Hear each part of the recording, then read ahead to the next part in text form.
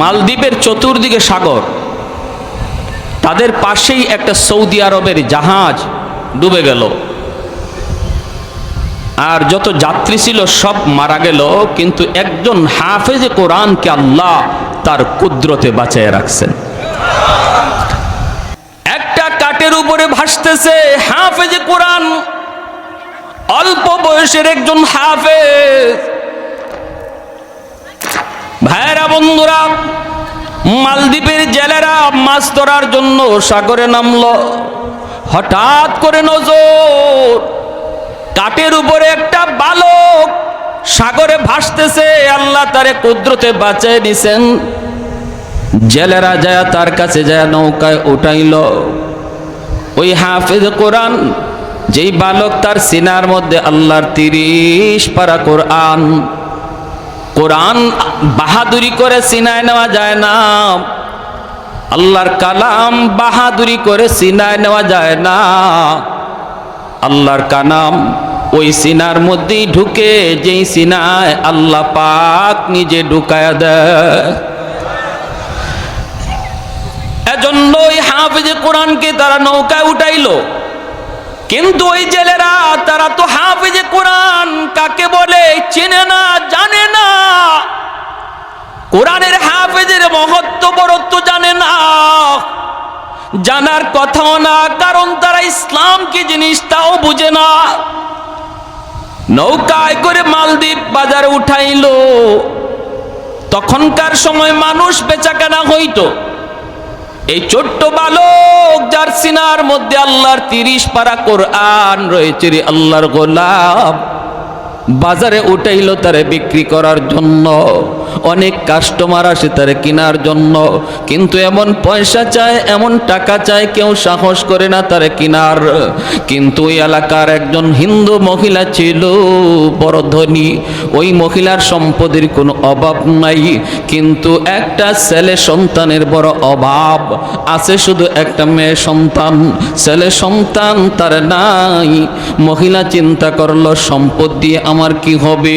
কারণ আমি যদি বৃদ্ধ হয়ে যাই, আমাকে পালবে কে, খাওয়াবে কে? মেয়েটারে বিয়ে দিয়ে দেব, পরের বাড়িতে চলে যাবে।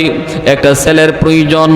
খবর পেয়ে সে বাজারে গেল, যায় জেলেদেরকে বলল, টাকা যা লাগে তোমরা নিয়ে নাও, বিনিময়ে আমাকে, ছেলেটা আমাকে দিয়ে দাও, আমার সন্তান বানায়া তারে আমি পালব। হাফেজে কোরআন চলে আসলো হিন্দু মহিলার ঘরে। দিন যায় রাত যায়, মহিলাকে মা কয়া ডাকে, বোনটা তারে ভাইয়া কয়। দিন যাইতেছে আরামে, কোনো অসুবিধা নাই, ভালোই চলছে। এইদিকে হঠাৎ করে হাফেজে কোরআন দেখতে পেল মহিলা কান্দে। মা তুমি কেন কান্দো? মহিলা তখন ডাক দেয়া কই, বাবা আমি কেন কান্দি? এটা তোমার কাছে বলে কোনো সমাধান পাওয়া যাবে না রে বাবা। এরপরও তুমি বারবার যখন জিগাইতেছো, মা বলি, বাবারে শোনো, মালদ্বীপ শহরে প্রতি বৎসর নির্দিষ্ট তারিখে একটা সিডর হয়, জলোচ্ছ্বাস হয়। ওই সিডরে অসংখ্য অগণিত মানুষ মারা যায়। বাদশাহ জ্যোতিষীদেরকে বলল, গণকদেরকে বলল, তোমরা গণনা করে বের করো, জ্যোতিষী বিদ্যা পড়ে বের করো, কেন প্রতি বৎসর নির্দিষ্ট তারিখে রাত যখন 12টা বাজে তখন কেন সিডর হয়, জলোচ্ছ্বাস হয়? কারণটা কি একটু গবেষণা করে বের করো। জ্যোতিষীরা জ্যোতিষী বিদ্যা পড়ে বের করলো, গণকরা গণনা করো, তারা জানায় দিল এটা একটা খবিস জিন্নাতের কারসাজি, একটা দেও দানবের কারসাজি। যদি ওই দেও দানবের কাছ থেকে সিডর থেকে বাঁচতে হয়, তাহলে নির্দিষ্ট তারিখে সাগরের পারে যে রাম মন্দির, ওই রাম মন্দিরে সুন্দরী কুমারী একটা মেয়েকে রেখে দেওয়া লাগবে। আর ওই মেয়েটাকে ওই খবিস জিন্নাত দেও দানব তারা খেয়ে ফেলবে, হত্যা করে ফেলবে। এরপরে সিডর হবে না, ভুক দিলে পরে সিডর হবে না, ওরা কোনো ক্ষতিও করবে না। বাদশাহ জানায় দিল, আমার রাজ্যের সুন্দরী মেয়েদের তালিকা তৈরি করে দাও। প্রতি বছর লটারি হয়, এই বছর লটারিতে আমার একমাত্র মেয়ে, যে তোমাকে ভাইয়া কয়, আমার মেয়েটার নাম উঠে গেছে, আমাকে নোটিশ দেওয়া হয়েছে, সন্ধ্যা হলে সরকারি সৈন্য আমার দরজার সামনে হাজির হবে, হইয়ে আমার মেয়েটাকে তারা জোরপূর্বক নিয়ে যাবে। বাবা এজন্য কাঁদতেছি, বাবা বলো না আমি তো একজন মা, মা জানে সন্তানের দরদ। আজকে যেই মেয়েটারে এত আদর করে এত সোহাগ দিয়া নিজের হাতে বড় করলাম, চোখের সামনে মেয়েটা আজকে কোরবানি হবে, চোখের সামনে মেয়েটা আজকে মৃত্যুর ঘাটে যাবে, আমি মা কেমনে সেটা শুই? এজন্য আমি কাঁদতেছি। হাফেজ কোরআন তখন কয়, মা গো টেনশন করো না মা, তুমি কোনো টেনশন করো না। যদি এটা খবিস জিন্নাতের কারসাজি হয়, দেওদানবের কারসাজি হয়, দেওদানবের চেয়েও পাওয়ারফুল শক্তি আল্লাহ আমার সিনার ভিতরে রেখে দিয়েছে। সমাধান দিব আমি, সমাধান দিব আমি, কোনো টেনশন নাই। আমার বোনের কোনো ক্ষতি করতে দেব না। মা তুমি ভয় পেও না, ভয় পেও না। মা কই, বাবা তুমি কেমনে কি করবা? হাফেজে কোরআন কয়, মা আমার বোনটারে নানার বাড়িতে পাঠা দাও, আর বোনের জামা কাপড় পরাইয়া পালঙে আমার মেয়ে লোক বানায় বসায় দাও। আমার দাড়ি উঠে নাই, মুছ উঠে নাই, আমাকে দেখলে ওরা বুঝবে না আমি যে একটা ছেলে। মেয়ে লোকের পোশাক পরে যদি আমি বসা থাকি, আমাকে ওরা মেয়ে লোক মনে করে নিয়ে যাবে। নিয়ে যাক, তারপরে যা হয় আমি সেটা বুঝবো। মা তখন কান্দে, না রে বাবা না, বড় আশা করে তোমাকে এনেছি, না তোমাকে আমি হাতছাড়া করতে পারবো না। তুমি যদি চলে যাও, তোমার যদি কোনো ক্ষতি হয়, আমি মা কাকে নিয়ে স্বপ্ন দেখব, কাকে নিয়ে আমি বাঁচব? মা যেতে দেয় না, মা প্রস্তাবে রাজি হয় না। কিন্তু হাফেজ কোরআন কয়, মা গো কেন তুমি টেনশন করো গো মা, আমি কথা দিলাম আমার বিন্দু পরিমাণ কোনো ক্ষতি হবে না, হতে পারেই না, কারণ আল্লাহর 30 পারা কোরআন আমার সিনায়। উলফত মে বরাবর কে ওফা হো কে জফা হো, उल्फत में बराबर के वफा हो के जफा हो, हर चीज में लज्जत है अगर दिल में मजा हो, हर चीज में लज्जत है अगर दिल में मजा हो, एक चश्मे ज़दन गाफिल अज़ा शाख नबाशी, शायद के निगाहे को नदा गाह नबाशी, शायद की निगाहे को नदा गाह नबाशी, तो दिल में तो आता है समझ में नहीं आता, बस जान लिया मैं तेरी पहचान यही है, बस जान लिया मैं तेरी पहचान यही है। একটু জোরে বলি আল্লাহু আকবার, মুসলমানের আওয়াজে বলি আল্লাহু আকবার। ভাইরা বন্ধুরা, কোরআনের পাওয়ার আসেনি না নাই? আর একটু জোরে, কোরআনের শক্তি আসেনি না নাই? আল্লাহর কালামের পাওয়ার আসেনি না নাই? প্রমাণ হবে, প্রমাণ হবে। ভাইরা বন্ধুরা, মহিলা কান্দে কয়, না না বাবা, আমি তোমাকে হাতছাড়া করব না, তোমার যদি কোনো ক্ষতি হয়ে যায় আমি মা কাকে নিয়ে স্বপ্ন দেখব? না বাজান, আমি রাজি না। কিন্তু ছেলে বলতেছে, মা টেনশন করবা না, টেনশন করবা না, কোনো ক্ষতি আমার হবে না, বোনটারে নানার বাড়ি পাঠায় দাও, নানার বাড়িতে পাঠায় দাও। ভাইয়েরা বন্ধুরা, নানার বাড়ি পাঠায় দিল। ছেলেটারে বোনের কাপড় পরাইয়া, মেয়ে লুকের কাপড় পরাইয়া পালঙে বসায় রাখলো। এইদিকে সন্ধ্যার টাইম, যেই মাত্র সরকারি ফৌজ দরজার সামনে এসে নক করেছে, এমনি মহিলা দরজা খুললা, দেখি সরকারি ফৌজ। মহিলা তো আল্লাহ চিনে না, কোরআন চিনে না, কোরআনের মহত্ব বড়ত্ব জানে না, ঠিক কিনা? আল্লাহর কোরআনের সংস্পর্শে আর সোহবতে যারা আয়, তারা কোরআনের পাওয়ার জানে। যারা কোরআনের কাছে আয় না, তারা কোরআনের পাওয়ার জানে না, চিনেও না, ঠিক কিনা? আল্লাহর কোরআনের পাশে যারা আয়, সংস্পর্শে আয়, সোহবতে আয়, তাদের মধ্যে কোরআনের আসর যায় পড়ে।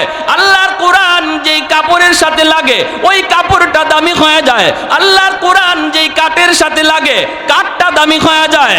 10,000 20,000 টাকা গজের কাপড় যদি পায়ে লাগে আমাদের শরীর ঘামে না, পশম খাড়ায় না, ইন্না লিল্লাহ বলি না।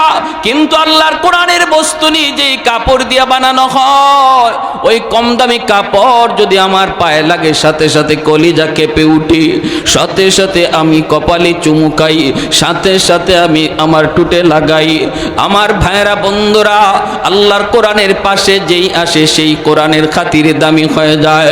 অতএব কোরআনের মধ্যে কি আছে না আছে যদি জানতে হয় আলেমদের কাছে আসা লাগবে, মাদ্রাসায় আসা যাওয়া করা লাগবে, কোরআন পড়া লাগবে, কোরআন পড়নেওয়ালাদের কাছাকাছি আসা লাগবে, ঠিক কিনা?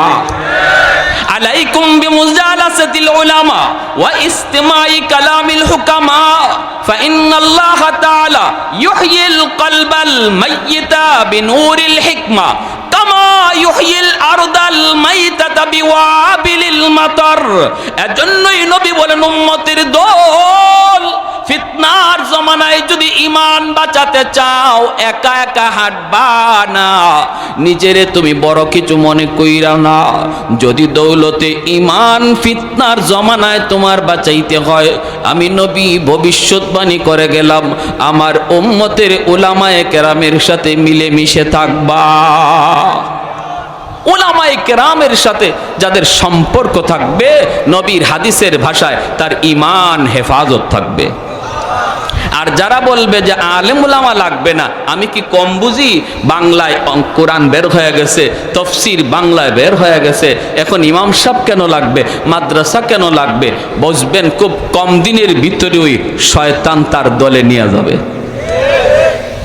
ভাই, যদি আপনি আলেম উলামার সাথে সম্পর্ক রাখেন, ইমানের ডাকাত যে আপনার লেবাস পরে, ইসলামী লেবাস পরে আসছে আপনার ইমান ডাকাতি করার জন্য, আপনি তারে চিনবেন না। উলামায়ে কেরামের কাছে রাডার আছে, রাডার। ওই রাডার দিয়ে উলামায়ে কেরাম চিনবে সে ইসলামের বন্ধু নাকি দুশ্মন, সে চিনায়া দিবে। যখনই আপনারে বলবে এভাবে হয় না, এভাবে করলে হয়, এভাবে নামাজ হয় না, এভাবে পড়লে নামাজ হয়, এভাবে জানাজা হয় না, এভাবে পড়লে জানাজা হয়, এভাবে জুম্মা হয় না, এভাবে পড়লে জুম্মা হয়, যত যা কিছু আপনারে বলবে, কখন বলবে? যখন দেখবে আপনি একা একা হাঁটেন, নিজেরও অনেক বড় পণ্ডিত মনে করেন, নিজে নিজেই কোরআন পড়েন, কোনো আলেমের কাছে যান না, তখনই আপনাকে সেই কথাগুলা বলবে। আর যখনই দেখবে আপনার সম্পর্ক ইমাম সাহেবের সাথে, সম্পর্ক মাদ্রাসার সাথে, সম্পর্ক মুফতি মুহাদ্দিসের সাথে, তখন আপনার ধারে কাছেও আসবে না। এটাই আমার নবী বলে গেছেন, এই কথাটাই আল্লাহর নবী বলে গেছে। সাবধান, সাবধান, আল্লাহর দোহাই। আপনি বাংলা পড়তেছেন, কোরআন পড়তেছেন, আমি নিষেধ করি না, পড়েন, কিন্তু পড়ার পরেও বোঝাটা বুঝতে হবে একজন আলেমের কাছ থেকে, ঠিক কিনা ভাই? পড়ার পরেও চূড়ান্ত বুঝটা নিতে হবে একজন আলেমের কাছ থেকে, জান্নাওয়ালা আলেমের কাছ থেকে।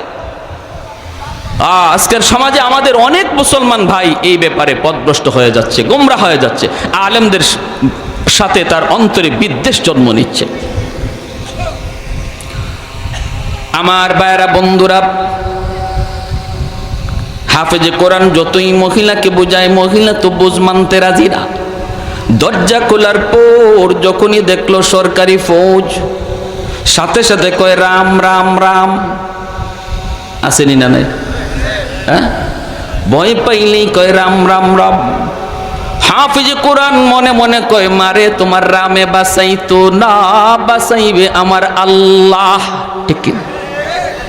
অবাক কিছু দেখলেই ওরা রাম রাম, অবাক কিছু দেখলেই ভগবান কইতে দেরি করে না। কিন্তু ভাইরা, ইসলাম এটা বলে না। বটগাছ কোনোদিন দেবতা হতে পারে না, গঙ্গা কোনোদিন দেবতা হতে পারে না, তুলসী গাছ কোনোদিন দেবতা হতে পারে না, গাভী কোনোদিন দেবতা হতে পারে না। অবাক কিছু দেখলেই যদি খোদা মনে করো, এজন্যই তো 33 কোটি দেবতা হইছে। কাবা শরীফে ছিল মাত্র 360টা দেবতা, এরপরে যা দেখে ইডেরই খোদা কয়, কইতে কইতে 33 কোটি, ঠিক না? উসমান হারুনি আল্লাহর বহুত বড় ওলি, আল্লাহর বহুত বড় ওলি উসমান হারুনি খাজা মঈনুদ্দিন চিশতি রহমতুল্লাহি আলাইহির উস্তাদ। খাদেম নিয়ে রওনা দিয়েছেন, শীতের রাত, অজু করবেন, একটু অজুর পানি গরম করা লাগবে। খাদেমকে বলতেছেন, বাবা দেখ তো কোথাও একটু আগুন পাওয়া যায় কি না। খাদেম তালাশ করে করে পেয়ে গেল কিছু আগুন। আগুনের চতুর্দিকে মানুষজন দাঁড়ায় দাঁড়ায় আগুনের পূজা করে আর উলু উলু উলু উলু দেয়। খাদেম যায় বলতেছে, ভাই রে তোমরা একটু আগুন দিবানি? কয় কেন? কয় উস্তাদের অজুর পানি গরম করব। সাথে সাথে অগ্নি পূজারীর দল, ওদের মাথা গরম হয়ে গেল। কই কি আমরা আগুনের পূজা করি, এই আগুন নিয়ে তুমি অজুর পানি গরম করবা? ভাগো মিয়া। কয় দেও না ভাই, একটু আগুন নিলে কি আগুন কমবে নাকি? কয় কমবে কি বাড়বে তা জানি না, তবে আগুন দিমু না। চলে গেলেন, যায় উস্তাদকে বলতেছেন, উস্তাদজি আগুন তো পাইছি কিন্তু আগুন ওরা দিবে না কেন? কয় ওরা আগুনের পূজা করে। আল্লাহর ওয়ালি উসমান হারুনি কয় আমাকে নিয়ে যাও। ইনি আসলেন, আইসে ইনি আবার আগুন চাইলেন, দিতে নারাজ। কেন দিবা না? কয় আগুনের পূজা করি। কেন পূজা করো? কয় বাপে করছে, দাদায় করছে। কেন করছে? কয় আগুন মরার পরে জ্বালাবে না। আগুনের পূজা করলে আগুন মৃত্যুর পর জ্বালাবে না, মায়া করবে, মায়া করবে। আল্লাহর ওলি উসমান হারুনি কয় এত বৎসর যাবত আগুনের পূজা করো, তাহলে একটু যাচাই করে দেখো আগুন তোমাদেরকে মায়া করবে কি করবে না।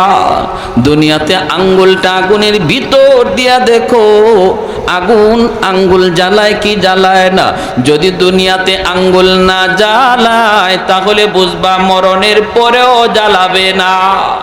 আর যদি দুনিয়াতে আঙ্গুল জ্বালায় বোঝা গেল 60 বছর 70 বছরের পূজা আগুনে তোমাকে রেহাই দিবে না। অগ্নি পূজারীরা কই মৌলবী বুঝছি তুমি আসছো আমাকে আগুনে জ্বালানোর জন্য। আগুনের স্বভাবটাই তো জ্বালানো, আগুনে কিছু দিলেই তো আগুন জ্বালায়, আগুনে কারে না জ্বালায়। উসমান হারুনি কয় কি কইছো তোমরা পাগল আহমক? আগুনের স্বভাবটাই জ্বালানো নয়, আগুন চাইলেই জ্বালাইতে পারে না। আগুনের মালিক যদি আদেশ দেয় তবে আগুনে জ্বালায়, আর যদি মালিক আদেশ না দেয় আগুন জ্বালানোর কোনো ক্ষমতা নাই। যদি আগুন নিজেই জ্বালাইতো তাহলে ইব্রাহিম খলিলুল্লাহকে কেন জ্বালাইল না? আওয়াজ দেয়া বলেন ঠিক কিনা? যদি আগুন চাইলেই জ্বালাইতো মুসা কালিমুল্লাহরে তুর পাহাড়ে কেন জ্বালাইল না? পুরা তুর পাহাড়টা জ্বলে ছাই ছাই হয়ে গেল। আল্লাহ বলতেছে রে আগুন সাবধান, আমার মুসার একটা পশম পর্যন্ত যেন না জ্বলে। সুবহানাল্লাহ, আর একটু জোরে সুবহানাল্লাহ। ওই অগ্নি পূজারীরা কই মৌলবী ইব্রাহিম বুঝি না, মুসা বুঝি না, তুমি কিছু পারবা কিনা বলো, তুমি কিছু পারবা কিনা বলো। উসমান হারুনি বলে তাহলে তোমরা বুঝি দেখতে চাও? হ দেখতে চাই। এই কথা বলতে আল্লাহর ওলি উসমান হারুনি ছোট্ট একটা বাবু পাশে দাঁড়ায় রয়েছে, ওদেরই ছেলে। এই ছোট্ট বাচ্চাটারে কোলে লইয়া আল্লাহু আকবার বইলা একটা লাফ দিয়া আগুনের ভিতরে চলে গেলেন। এখন তো শুরু হইছে Ram Ram Ram Ram Ram, high high high, মৌলবী মরছে মরুক, জ্বলছে জ্বলুক, আমাদের বাচ্চাটার কি দোষ ছিল? হঠাৎ করে আগুনের ভিতর ওরা তাকায় তাকায় দেখি আল্লাহু আকবার, ঘটনা কি? মৌলবী যে বাচ্চাটারে নিয়ে আগুনের ভিতরে ঢুকলো, আগুন তাদের চারপাশ দিয়ে দাও দাও করে জ্বলে, কিন্তু আগুন তাদের গায়ে লাগে না। বাচ্চাটারে নিয়ে উসমান হারুনি আগুনের ভিতরে তিনি আদর করতেছেন, চুমু খাইতেছেন, মায়া করতেছেন। এই দৃশ্যগুলি ওরা আগুনের বাকি থেকে দেখলো। এরপরই আল্লাহর ওলি উসমান হারুনি আবারও আল্লাহু আকবার বলে বাচ্চা নিয়ে আগুন থেকে বের হয়ে আসলেন। এইবার অগ্নি পূজারীরা কয়ে বুঝছি, হায় হায় হায়, এতদিন যাবৎ আমরা কার পূজা করি? আগুন তো ভগবান না, ভগবান তো হলো যে আগুনে পড়ছে অথচ আগুন জ্বালাইছে না। বুঝছেন? ওসমান হারুনির পায়ে সেজদা করা শুরু করে দেয়। যেই মাত্র ওনার পায়ে সেজদা দেয় আপনি ভগবান, আপনি ভগবান, তখন তিনি লাঠি দিয়ে আঘাত করে বলতেছে, আহাম্মকের দল, তোমরা তো অবাক কিছু দেখলে খোদা কইতে দেরি করো না। আরে আমি, এটা আমার কোনো কেরামতি নয়, আগুনে আমারে জ্বালাইছেন, এটা আমার কোনো বাহাদুরি নয়, আগুনের মালিকের উপর আমি বিশ্বাস করেছি। তোমরাও যদি আগুনের মালিকের উপর বিশ্বাস করো, ঈমান আনো, আগুন তোমাদেরকেও জ্বালাবে না। সাথে সাথে ওরা কালেমা পড়ে মুসলমান হয়ে যায়। मैं तालिब मौला हूँ मेरे इश्क़ निराला, मैं तालिब मौला हूँ मेरे इश्क़ निराला, है जुमला जहाँ जिनके तजल्ली से उजाला, है जुमला जहाँ जिनके तजल्ली से उजाला, मदरुद जहाँ गैर खुदा यार नदारम, जुज़ी याद खुदा ही चे दिगर कार नदारम, जुज़ी याद खुदा ही चे दिगर कार नदारम। একটু জোরে বলি আল্লাহু আকবার। এজন্যই মহিলা যেই মাত্র রাম রাম কয়ে, হাফেজে কোরআন কয়ে, মা নীরব, চুপ থাকো। সরকারি ফৌজগুলি ভিতরে ঢুকছে, দুইটা ওরা দরজার দিকে তাকাইছে, খাটের উপরে বসা আছে এত সুন্দরী একটা মেয়ে। বলুন তো আপনারা মেয়ে না ছেলে? চেহারার মধ্যে মোছ নাই, দাড়ি নাই, কম বয়সে হাফেজে কোরআন বাংলাদেশে আসেনি না নাই? শুধু আছে তা নয়, বিশ্ব মানচিত্রে যে কয়জন বাংলাদেশের নাম দুনিয়া জুড়ে উজালা করেছে সবাই কম বয়সের, এখনো দাড়ি মুস্তাদের উঠে নাই, ঠিক কিনা? বাংলাদেশের নাম সুনাম যারা বয়ে আনলু তারাই হলো কোরআনের পাখি, এদেশের সম্পদ, ঠিক কিনা? দুর্ভাগ্য, দুর্ভাগ্য আমাদের কপাল পুরলো, যাদের খাতিরে দেশ বাংলার জমিনে মানচিত্রে পরিচিত হলো, আজকে তাদের কদর আমাদের সমাজে আর দেশে হয় না। আহা ভাইরা আমার, ওরাই নিজেরাই কয়, হায় হায় এত সুন্দর মেয়ে, এত সুন্দর মেয়ে তো কোনোদিন দেখি নাই, হায় রে এত সুন্দর মেয়েটারে আজকে আমরা বলি দিব। সুন্দর তো হবেই, কারণ দেশ হলো নবীর দেশ, নবীর দেশে যার জন্ম, চেহারা তো সুন্দর হবেই। নিয়ে যাইতেছে, নিয়ে যাইতেছে, নিয়ে যাইতেছে হাফেজে কোরআন। ভাইয়েরা বন্ধুরা, ওই যখন রাম মন্দিরে যায় রেখে দিল, মন্দিরে ঢুকার পরেই সে মেয়ে লোকের পোশাক খুলে ফেলবো, লুকায় এসে তার নিজের পোশাক নিয়ে নিল, যায় নামাজটাও নিয়ে নিল। মন্দিরে ঢুকেই হাফেজে কোরআন যায় নামাজ বিছাইয়া আল্লাহর কুদরতি কদমে সেজদায় পড়ে গেল। জানালা দিয়া তাকায়, রাত যখন 12টা বাজবে, সরকারের পক্ষ থেকে পাগলা ঘন্টা বাজানো হবে, সিগন্যাল দেওয়া হবে, সিডর হওয়ার সময় হয়ে গেছে, সবাই সতর্ক হয়ে যাও। যেই মাত্র 12টা বেজে গেল, হাফেজে কোরআন তাকায় দেখলো, ওই যে সাগর থেকে দেখা যায় বিশাল আকারে পানি উপরে উঠতেছে, পানির উপরে আবার আগুন দেখা যায়। সাথে সাথে সে আল্লাহর কোরআনের সূরা ইয়াসিন তিলাওয়াত শুরু করে দেয়। তিলাওয়াত শুরু করে আর কয়, মালিক আজকে প্রমাণ হবে, প্রমাণ হবে দেওদানবের পাওয়ার বেশি নাকি তোমার কোরআনের পাওয়ার বেশি। আজকে প্রমাণ হবে সিডরের পাওয়ার বেশি নাকি তোমার কোরআনের সূরা ইয়াসিনের পাওয়ার বেশি। বাইরা বন্ধুরা, যেই মাত্র পানিটা আসতেছে দানবের রূপ ধারণ করে, সাথে সাথে সূরা ইয়াসিন পড়ে সে একটা ফু দিল। ফু দেওয়া মাত্রই আল্লাহ পাক রব্বুল আলামিন ওই সূরা ইয়াসিনকে অ্যাটম বোমার মতো শক্তিশালী বানায়া পাহাড়ের মতো উঁচু হওয়া পানির মোকাবেলায় আল্লাহ পাঠায়া দিলেন। আল্লাহু আকবার, জোরে বলেন। পানির মোকাবেলায় আল্লাহ পাক পাঠায় দিলেন। ভাইরা বন্ধুরা, আল্লাহর কালামের আসর আসেনি না নাই? আল্লাহর কালামের আয়াতের আসর আসেনি না নাই? বিবারিয়ার হুজুর রাহিমাহুল্লাহ, ফখরে বাঙ্গাল রাহিমাহুল্লাহ, ওনাকে একদিন এক নাস্তিক কয়, হুজুর হুজুর মানুষে আপনাদেরকে কয়, হুজুর একটু ফু দেন, ফু দেন, ফু দেন। এই যে ফু দেন, একটা বাতাস ছাড়লেন, এটা কি হইল? এভাবে মানুষদেরকে আপনারা ধোঁকা দিয়ে আর কতদিন চলবেন? ওইটা ওই বর্তমান নাস্তিকদের সাথে মিল আসেনি না নাই? হ্যাঁ, জান্নাত জাহান্নাম কোত্থেকে আসলো? জান্নাত জাহান্নাম তো হইব কিয়ামত হওয়ার পরে। হুজুরে যে মেরাজের ওয়াজ করতে গিয়ে জান্নাত জাহান্নামের কথা বললো, জান্নাত জাহান্নাম তো আল্লাহ বানাইছে ওই না, নাউজুবিল্লাহ। কোন কেমন পণ্ডিতের পণ্ডিত বুঝেন। আবার কয় হুজুর মেরাজে গেছেন, এই সময় আপনি এই কি পাইলেন কোত্থেকে? এই সময় তো কোরআনই নাজিল হয় নাই। কেমন পণ্ডিত! কোরআন কখন নাজিল হইছে এটাই জানে না, আর আসছে একজন মুফতি সাহেবের, একজন মুহাদ্দিস সাহেবের ভুল ধরার জন্য। এই নাস্তিকও কয়, হুজুর এই মানুষ একটু পানি ভরা চায়, আর আপনারা পানি ফু দেন অথবা গায়ে ফু দেন, এই যে একটা বাতাস দিলেন, এই ধোঁকাবাজি করে আর কতদিন চলবেন? নাউজুবিল্লাহ, জোরে কম।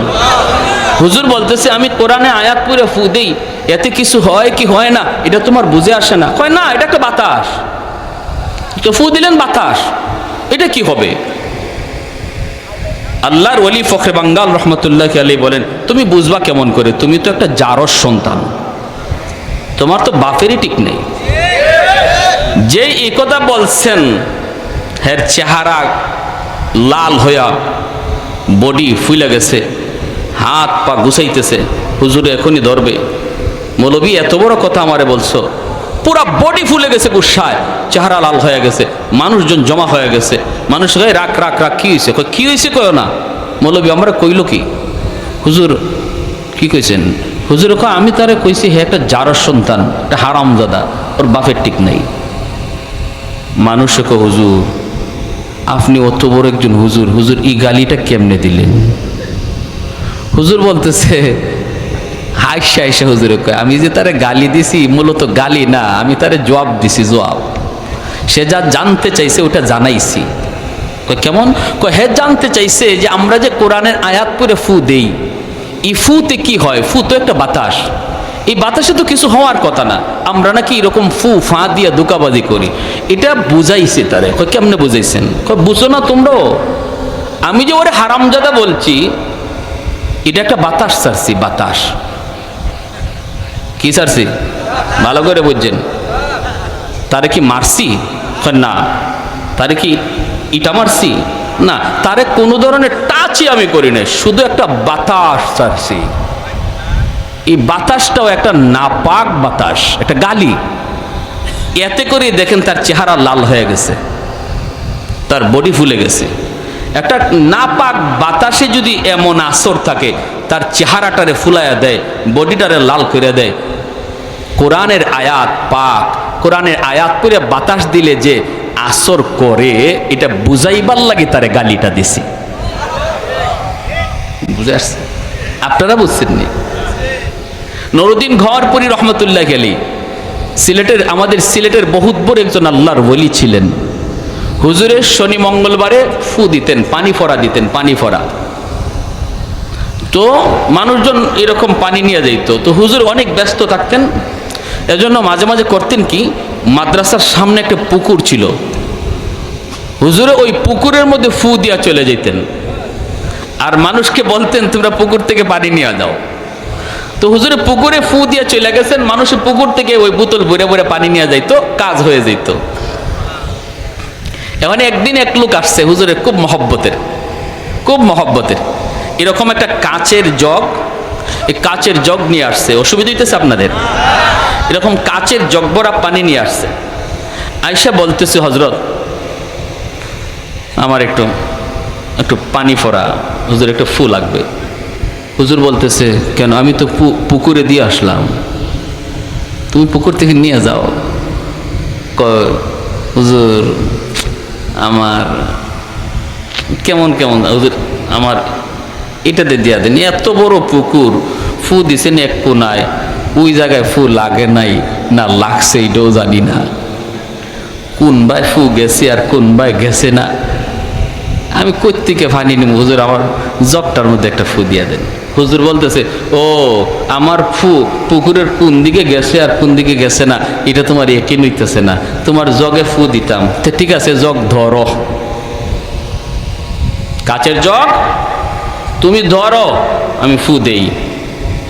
কাচের জগটা এবার ধরে, আমাদের উস্তাদরা পাশে দাঁড়ানো সবাই দেখতেছে, এই কাচের জগটা সেইভাবে ধরে রাখছে, আর হুজুর একটা ফু দিছেন। ফুটা দেওয়ার সাথে সাথে কাচের জগ টাস টাস করে ভেঙে পড়ে গেছে। কিসের পানি? পুকুরে ফু দিছি তোমার একই নয় না, জগে ফু দিমো। ঠিক আছে, জগ ভালো করে ধইর, জগ ওই নাই, জগ আছে, জগ ওই নাই। ওই হাফেজে কোরআন আল্লাহর কালাম সূরা ইয়াসিন পড়ে ফু দিল, আল্লাহ ওই কোরআনের সূরা ইয়াসিনকে এমন পাওয়ারফুল এক বোমা বানায় দিলেন, সাগর থেকে পাহাড় পরিমাণ উঁচু হয়ে যে সিডোর আসতেছে এর মোকাবেলায় চলতেছে, সিডোর আসতেছে, আল্লাহর কোরআনও যাইতেছে। আল্লাহু আকবার, জোরে কর। আমার ভাইয়েরা বন্ধুরা, সামনের দিকে যায়, মোকাবেলা হয়ে গেল আল্লাহর কোরআনের সাথে। মুহূর্তের ভিতরে সাগরের সিডোর, পাহাড় পরিমাণ উঁচু যে সিডোর ছিল, সাগরে আবার দেবে গেল। মুহূর্তের ভিতরে আল্লাহর কোরআন জয়ী হয়ে গেল, আর দেওদানবের কারসাজি পরাজিত হয়ে গেল। ভাইরা বন্ধুরা, সকালবেলা আসছে ওরা লাশ নেওয়ার জন্য, লাশ, কারণ প্রতিদিন প্রতি বৎসর সকালবেলা ওরা লাশ নিয়ে যায়। রাতে যদি সিডোর না হয় তাহলে মন্দির থেকে লাশ নিয়ে যায়। আসছে সরকারি ফৌজ লাশ নেওয়ার জন্য, আইসা দেখে লাশের কোনো বংশও নাই, বরং মন্দিরের ভিতরে একজন কোরআনের হাফেজ বসে বসে কোরআন তিলাওয়াত করতেছে। ইয়াসিন ওয়াল কুরআনিল হাকীম ইন্নাকা লামিনাল মুরসালিন।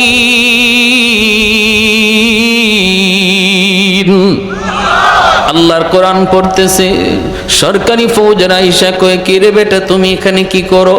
লাশ কোথায়? হাফেজ সাহেব কয়ে, লাশ কোথায় পাইবা? লাশ কোত্থেকে আসবে? কয়ে, কেন? গতকাল যেই মেয়েটাকে আমরা রেখে গেলাম এই মেয়েটার লাশ নেওয়ার জন্য এসেছি। হাফেজ সাহেব কয়ে, মেয়ে তোমরা আনো নাই, আমারই তোমরা আনছ। ফৌজরা কয়ে, কও কি তুমি? বলে, হ্যাঁ, আমাকে তোমরা নিয়ে আসছো, আমার বোনকে নানার বাড়ি পাঠা দিছি। যারে তোমরা মনে করো মেয়ে, সে তো নানার বাড়িতে পিঠা খায়, আর আমি তো আমার বোনের জামা কাপড় পরে বসেছিলাম, আমাকে মেয়ে লোক মনে করে তোমরা নিয়ে আসছো। কই, তাহলে সিডোর যে হলো না, তুমি যে মরলা না, ঘটনা কি? হাফেজ সাহেব কয়ে, তোমরা কি মনে করো গো? তোমরা তো আল্লাহকে চেনো না, আল্লাহর কালাম কত পাওয়ারফুল তাও জানো না। ওই যে সিডোর তোমরা দেখো, দেওদানবের পাওয়ার তোমরা দেখো, এর চেয়ে হাজার লক্ষ গুণ পাওয়ার আল্লাহ আমার সিনার ভিতরে জমা রাখছে। সিডোর সিডোরের মতো করে উঠছে। আমি শুধু আমার মালিকের সূরা ইয়াসিন, আল্লাহর কালামের সূরা ইয়াসিন, যেই সূরা কোরআনের হৃৎপিণ্ড, ওই সূরা পড়ে শুধু একটা ফু দিয়েছি, যেখান থেকে পানি উঠছিল সেখানেই দেবে গেছে। কও কি তুমি বলে হ্যাঁ, এটা আল্লাহর কোরআনের পাওয়ার, আল্লাহর কোরআনের পাওয়ার। সাথে সাথে তারা বাদশারে জানায় দিল। বাদশা অবাক হয়ে গেল। বাদশা মন্ত্রী পরিষদ নিয়া হাফেজ সাহেবের সামনে এসে হাজির হয়ে বলতেছে, রে হাফেজে কোরআন, ও বাবা তুমি এটা কি শুনাইছো, কি বলছো? আমরা তো কোরআন বুঝি না, কোরআনের মহত্ব জানি না। বাবা আগামী বছর এই তারিখে আবার তোমাকে আমরা মন্দিরে রাখবো, আবারও তোমাকে মন্দিরে রাখবো। আমরা নদী সাগরের পারে দাঁড়ায় দাঁড়ায় দৃশ্যগুলি দেখব, নিজের চোখে আমি দেখবো রে বাবা, নিজের চোখে দেখবো আল্লাহর কোরআনের পাওয়ার, নিজের চোখে দেখব।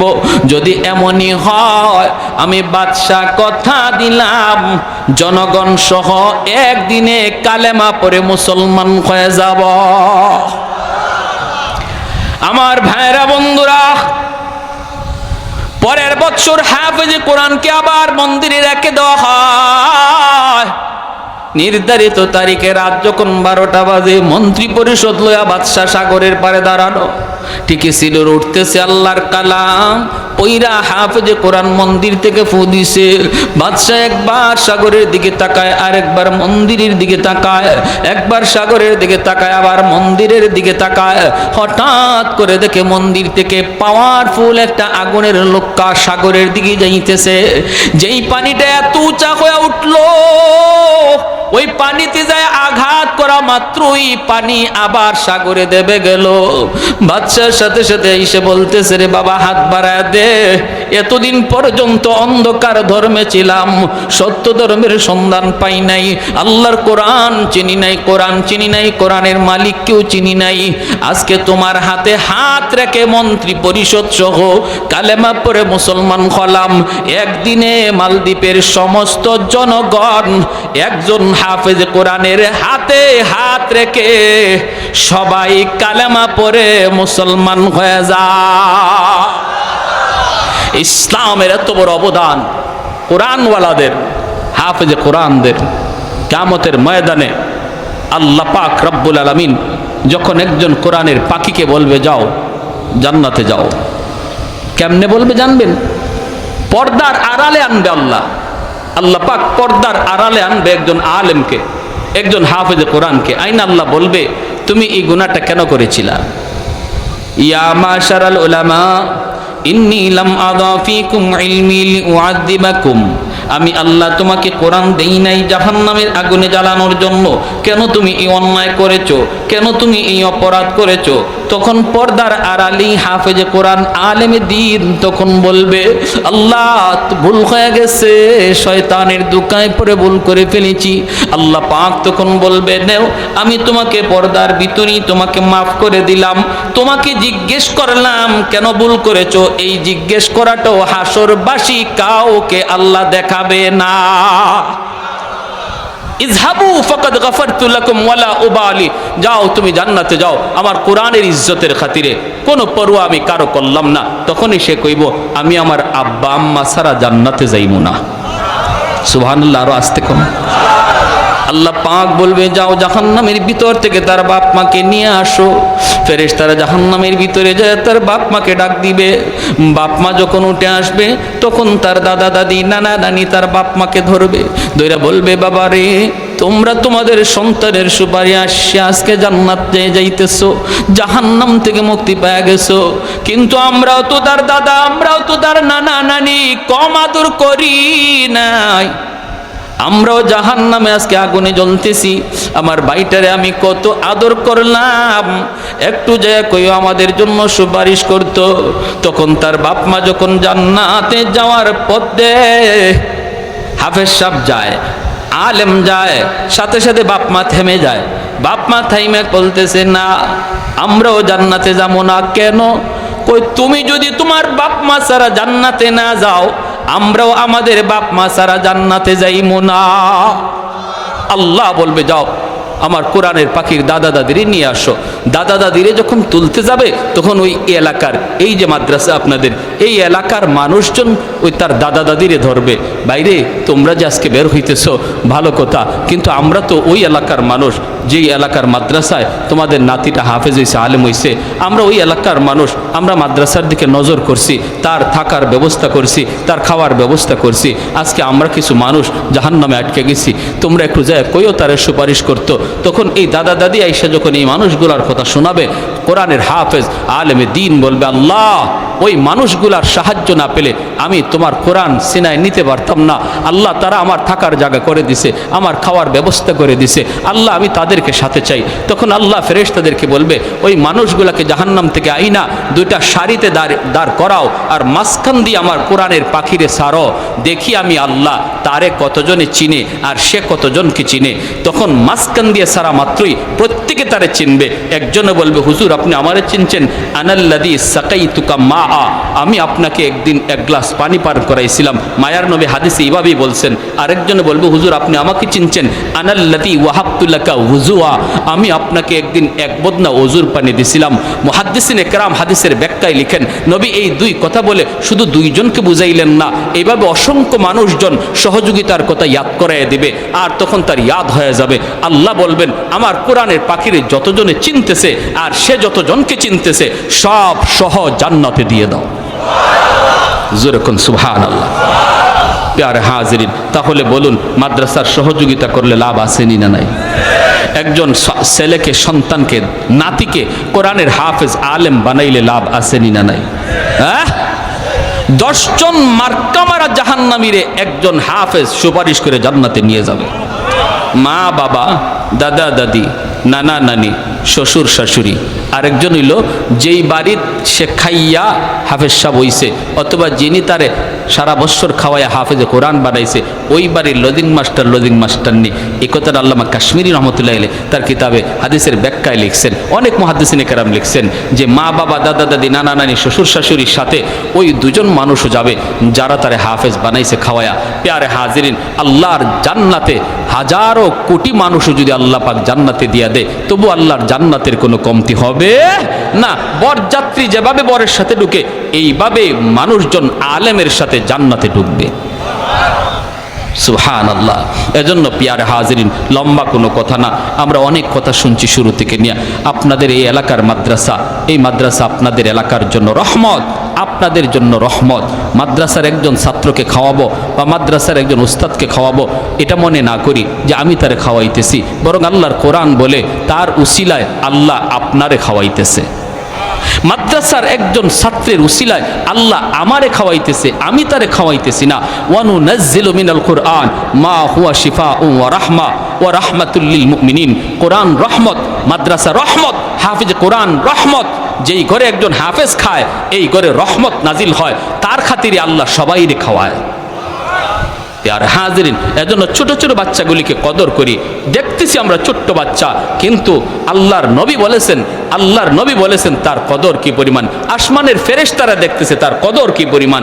আমি দেখতেছি ছোট বাচ্চা, এজন্য মাদ্রাসার ছোট বাচ্চাগুলিকে নাম ধরে না বলবো, মৌলভী সাহেব বলবো, মিয়া সাহেব বলবো, তারা একটা সুন্দর নাম ধরে ডাকবো। আর বাচ্চা মানুষ দোষ হবেই, ভুল হবেই, দুষ্টামি করবেই, কারণ শয়তান সবচেয়ে বেশি সময় দেয় একজন মাদ্রাসার ছাত্রের পিছনে, কারণ তার জীবনের সবচেয়ে বড় সফলতা, শয়তানি জীবনে সবচেয়ে বড় সফলতা যদি একজন মাদ্রাসার ছাত্ররে মাদ্রাসার লাইন থেকে আউট করতে পারে।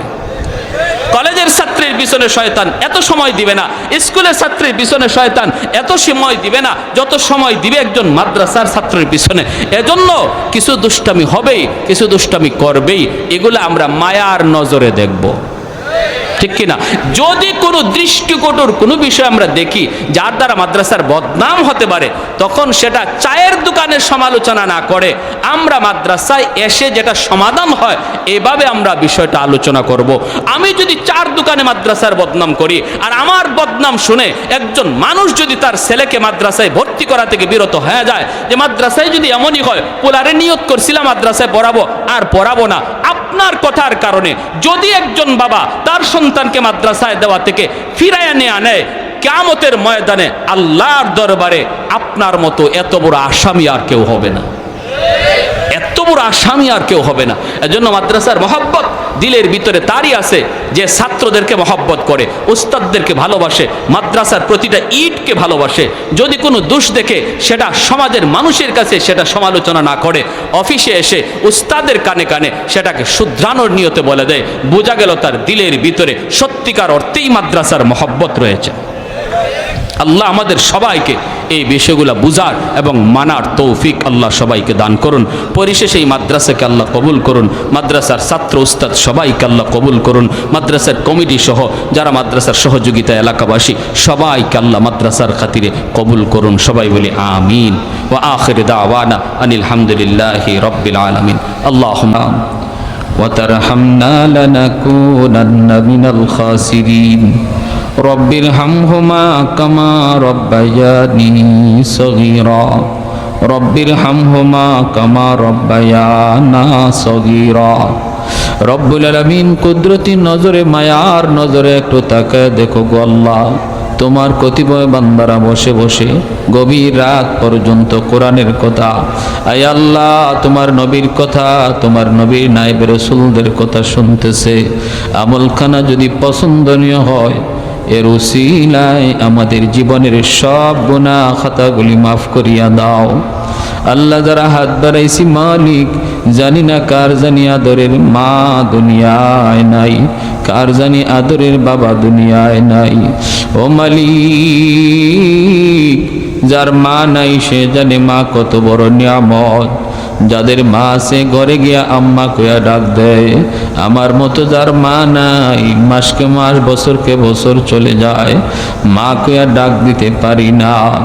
আই মাওলাই কারীম, এখনো সন্তান যখন বাড়িতে আসার খবর দেয়, দুঃখিনী মা সারা রাত দরজার পাশে দাঁড়ায়া দাঁড়ায়া সন্তানের অপেক্ষা করে, যতক্ষণ পর্যন্ত সন্তান ঘরে না আসে মা ঘুমায় না। এমনও মা যারা আমরা হারাইছি গো আল্লাহ, মেহেরবানি করে সন্তানের হাতের দিকে তাকাইয়া মার কবরখানাকে জান্নাতের বাগান বানায়া দাও। হে আল্লাহ, আদরের বাবা, যে বাবা বাড়ি বানায় দিয়া গেল, মাথার উপরে লাইট জ্বলে ফ্যান ঘুরে, বাবা যেই করে শুয়ে আছে আলো নাই বাতাস নাই। আল্লাহ মা বাবার কবরে জান্নাতি বিছানা বিছায়া দিও, মা বাবার কবরে জান্নাতি আলো বাতাসের ব্যবস্থা করে দিও। এই মাদ্রাসার ডাইনে বামে সামনে পিছনে যত মুর্দে গান কবর দেশে শায়িত, আল্লাহ প্রত্যেকের কবরকে মাদ্রাসার খাতিরে তুমি জান্নাতের টুকরা বানায় দিও। আয় মাওলাই কারীম, আদরের দাদা দাদি নানা নানি শ্বশুর শাশুড়ি বিবি বাচ্চা ভাই বোন, আল্লাহ প্রত্যেকের কবরকে জান্নাতের বাগান বানায় দিও। আয় আল্লাহ যারা জীবিত আছে হায়াতে বরকত দিয়া দিও, বিশেষ করে আমাদের বিবি বাচ্চার হায়াতে বরকত দিও। আল্লাহ সন্তানগুলিকে নেককার দিনদার নামাজি সন্তান বানাও। এই মাদ্রাসায় যে বাচ্চাগুলি মা বাবা দূর দূরান্ত থেকে এখানে কোরআনের মহব্বতে দিয়ে দিছে, অনেক মাদ্রাসায় বৈখা দেখি ছোট ছোট বাচ্চা, এই বাচ্চাগুলি এই বয়সে মার কোলে ঘুমাইতো, এই বাচ্চাগুলি বাবার কোলে ঘুমাইতো, মা তাদেরকে গোসল করায় দিত, খানা খাওয়ায় দিত, বিছানা বিছায় দিত।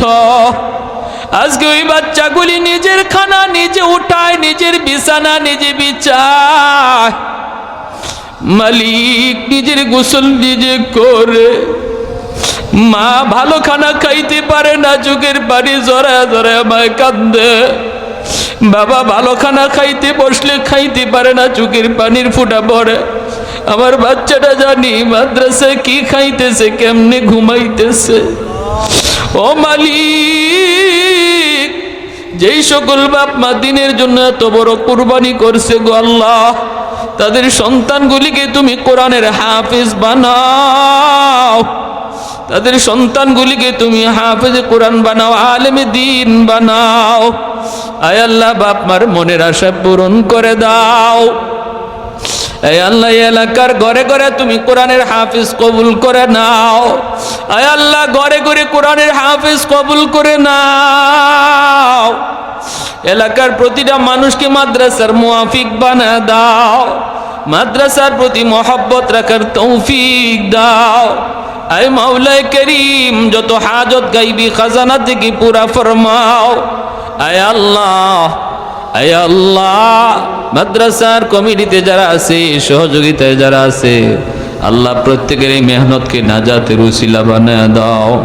আয় মাওলায়ে করিম, আয় আল্লাহ, ছাত্র উস্তাদ সবাইকে কবুল করো। আয় মাওলা, যারা অসুস্থ আছে আমাদের মধ্যে আল্লাহ সুস্থতার নিয়ামত দান করো। আমার মা বোনদেরকে মাফ করো, আমার যুবক ভাইদেরকে মসজিদমুখী বানাও। আল্লাহ, জমানার ফিতনা ফাসাদ থেকে মুসলিম যুব সমাজকে হেফাজত করো। আয় মাওলায়ে করিম, আমাদের দেশের উপরে রহম করো। আয় আল্লাহ, সব ধরনের ষড়যন্ত্র থেকে আমাদের দেশকে রক্ষা করো। আল্লাহ, বিশ্ব শান্তি ফিরায় দাও, যাবতীয় অশান্তি তুমি দূর করে দাও, হিংসা বিদ্বেষ দূর করে দাও, আমাদের পরস্পরে মিল মহব্বত বাড়ায় দাও। ওয়াসাল্লাল্লাহু তাআলা আলা খাইরি খালকিহি মুহাম্মাদিন ওয়া আলিহি ওয়া আসহাবিহি আজমাইন। আমিন আমিন বিরহমাতিকা ইয়া আরহামার রাহিমিন।